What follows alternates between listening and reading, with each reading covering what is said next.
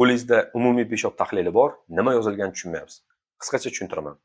Agarda rangi qizil yoki jigarrang bo'lsa, bu qon aralashganligi yoki ba'zi dorilar va qizil mahsulotlardan bo'ladi. To'q sariq rangi jigar kasalliklarida uchraydi.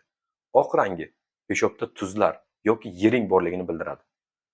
Uning shaffofligi loyqalansa, eritrotsitlar, leykotitlar, infeksiyalar yoki tuzlar borligini bildiradi. Zichligini ko'tarilishi qonda qand miqdorini oshganligini bildiradi.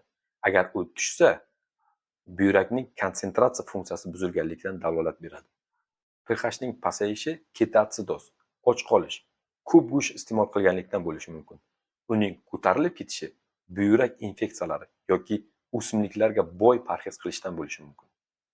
Oqsil ko'payishi buyrak kasalliklarida uchraydi. Glomerulonefrit, pyelonefrit yoki nefropatiya. Glyukoza normada yo'q, agar mavjud bo'lsa, bu qandli diabetdan darakdir yoki buyrak glyukozuriyasidan.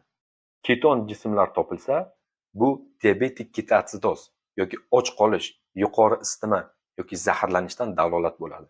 Bilirubin normada yo'q, agar mavjud bo'lsa, bu jigar yoki o't kasalliklarida uchraydi. Eritrotsitlarning ko'payishi buyrakda tosh, shikastlanish, glomerulonefrit yoki o'smalar borligidan dalolatdir.